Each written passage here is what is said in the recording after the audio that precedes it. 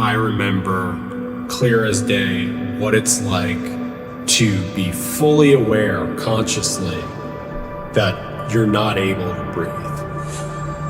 Being in that moment of, this is really bad. Like this is not going well.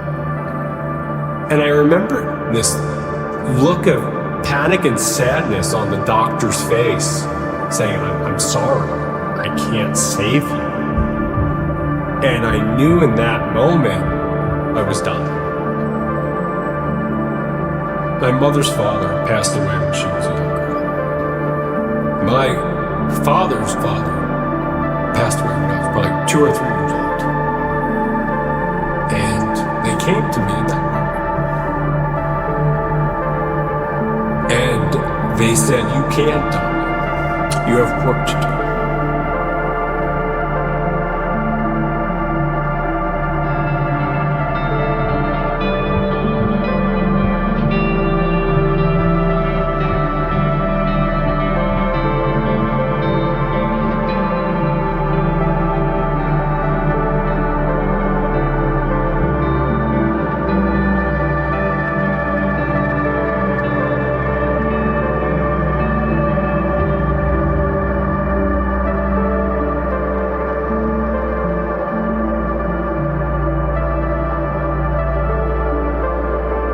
My name is Chris Keto. I'm from Long Island, New York. I grew up in a very wonderful, loving household. Being the oldest of 3 boys, all my brothers followed in my footsteps in a way. We all played lacrosse, we were all lifeguards, we all went to the same school in Connecticut, Quinnipiac. And then when it was time to graduate, I was the only one in my family that left New York. I ended up going to California. That's where I decided I wanted to start my life. It was a clean slate. I did not know a single person in Los Angeles. I pretty much just washed ashore. I was 23 at the time. Went on interviews, went through the normal day-to-day grind of being in a city.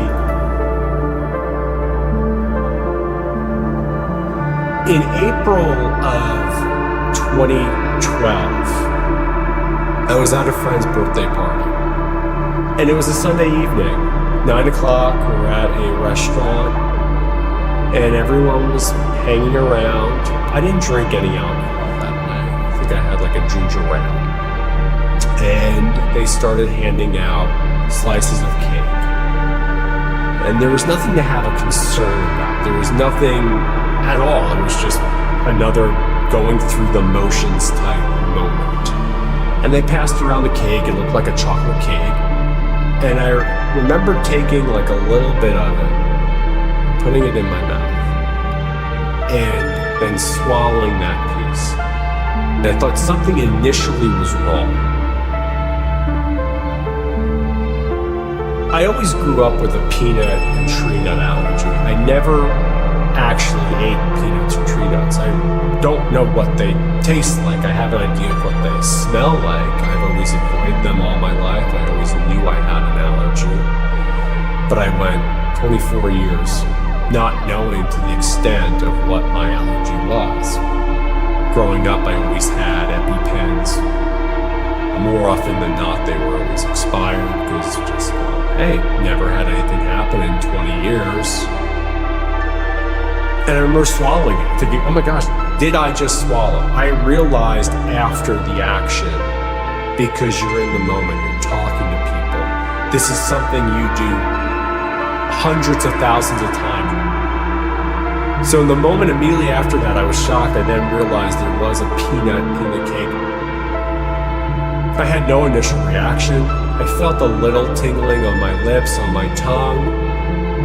So I remember I had like a little soda.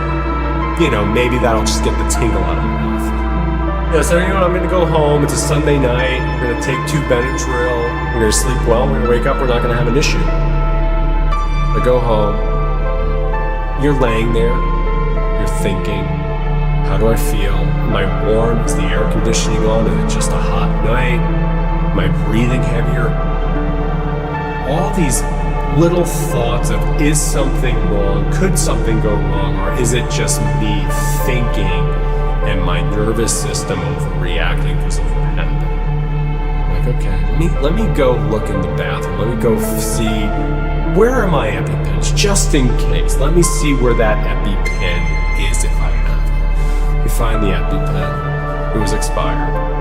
I've heard it does work past the expiration date, but I don't really know. I look in the mirror. I'm red. I have hives on my neck, my face, my arms, my armpits. I'm like, okay, I'm physically reacting now.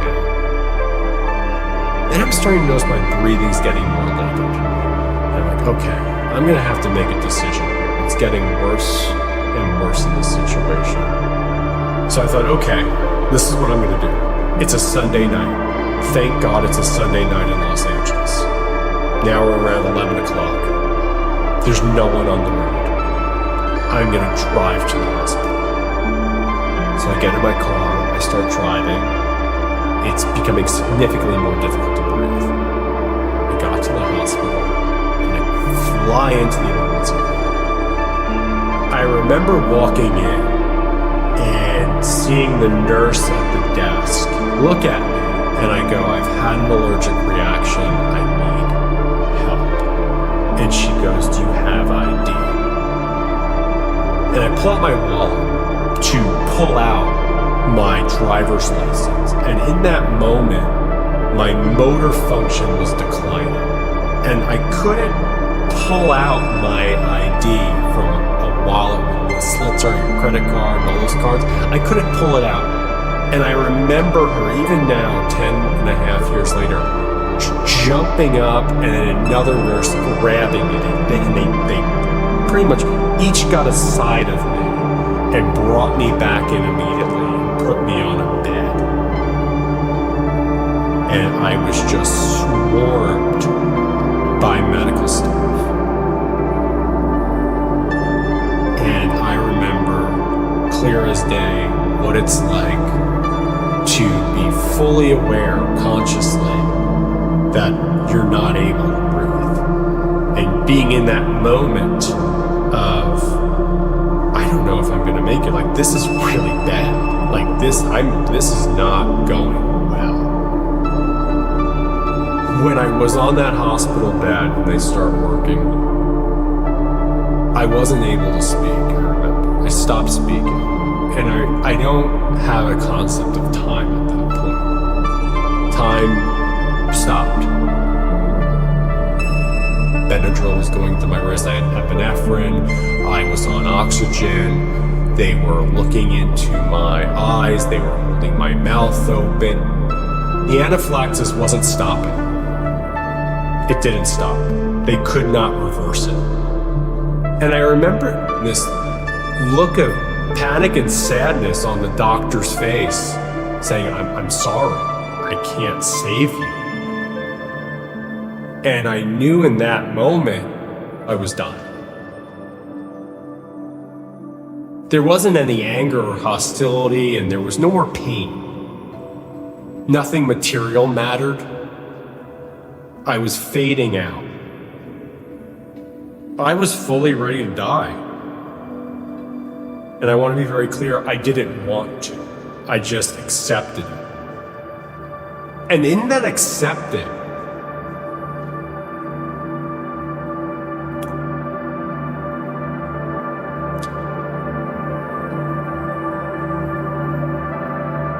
my mother's father passed away when she was a young girl. My father's grandfather passed away when I was probably 2 or 3 years old.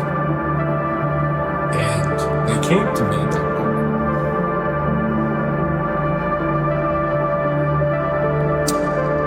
And they said, you can't die. You have work to do. It was a wave of communication. It was a all-knowing understanding. I knew it was them. It was nothing from this physical world. It was them pushing me back.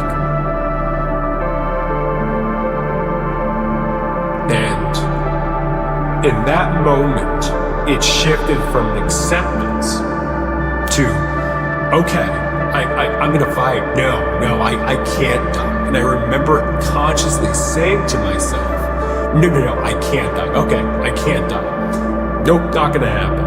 And in that moment, I remember being able to take a breath. And I felt being pulled back into my physical body. The blissful, euphoric state was gone. It was excruciating pain, and I just continued to fight and scrape and breathe for air. And then over the course of the next 7 hours, I stabilized, and the hives went away. The anaphylaxis stopped. I remember asking the nurse, was I here for 40 minutes? She said, no, you've been here for 7 hours. And you're unrecognizable from when you were walked in to how you are now. And on a scale of 1 to 10, 9.5, we thought you were going to die. I was discharged from the hospital. I had no understanding that I had an NDE or anything was going on. I just thought, oh my God, I can't believe this happened. I just got to go home and get some rest now. And I always joke, I knew I was back because I had to pay for parking. And I said, okay, yeah, I'm really back now.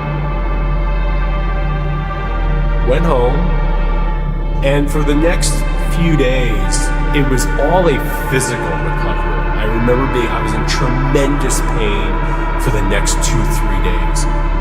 Just my body was aching, the amount of drugs that I was pumped up full of to start breathing again. Then I started to notice everything changed. And I remember on like the 3rd day after the pain was gone, I was moving around, I went outside, and I smelled a rose. And I never had a good sense of smell, ever, in my life. And I smelled that rose perfectly. And I remember just bursting out of tears. And I had these moments crying over the rose. My vision was off. It was resetting. I was avoiding sunlight. My reaction to things, emotionally, mentally, shifted. I woke up every day for 6 to 7 months not knowing who I was on an emotional, spiritual, mental level. And during that time, I had no idea what a near-death experience was. I never heard the acronym. I never knew any of that. I just had no idea what was going on. And then I remember I was just browsing the internet, and I was like, I gotta find something. There's gotta be something on here. And I stumbled across IAN's website. And I looked at it, and it said, do you have an NDE? And it listed 30 traits, physical, mental, emotional. I had 29 out of 30. I was like, okay, there's something happened here. And I connected with a leader in the community. And I spoke with her, and I said, I have no idea what's going on. I said, I don't know who I am. I don't know what I'm doing. This is what happened. And I laid out everything, and she says, oh, honey, you had a near-death experience. When I realized I had a near-death experience, it gave me a frame of what happened other than I suffocated to death on a hospital bed. And I gave myself the space to play around with spirituality. And I had some background. I was open to psychics, mediums. So there's all these emotions you deal with. There's the recovery, there's the integration, there's the spiritual aspect, the mental, dealing with, okay, now I'm in society, I'm in this physical world we live in. How do I function? And anyone that knew anything that happened, if they asked me, I immediately shut it down. Did not talk about it. If I ever did, it was 50% of the story was discussed and nothing about the actual NDE, just the experience of I had this physical medical emergency. There was no spirituality, there was nothing about my grandfathers or that process. That took years to go. And the last 10 years, it's still going. It's still an integration. It's a lifelong journey.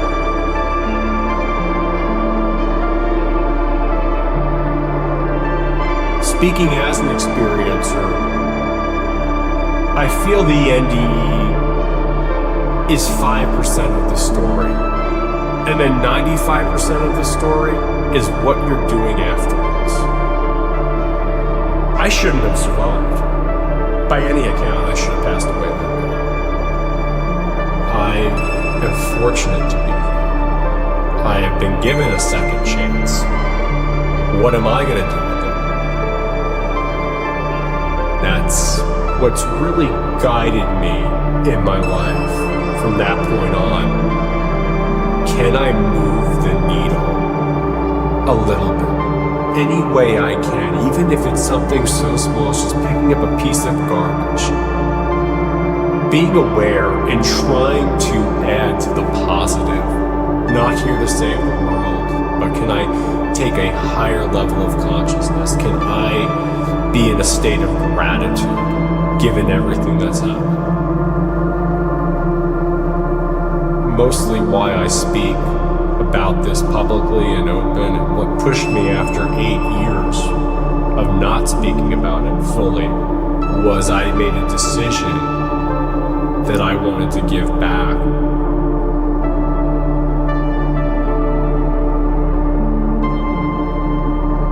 I don't know who's going to hear what I say or speak about and how that will help them. Whether they're having a difficult time in life or they're looking for an answer or some peace or comfort or something. And me speaking about my story helps them, gives them what they're looking for, maybe nudges them along, gives them some comfort. That's why I do it. I do it in service. Maybe that's my way of saying thank you to the universe.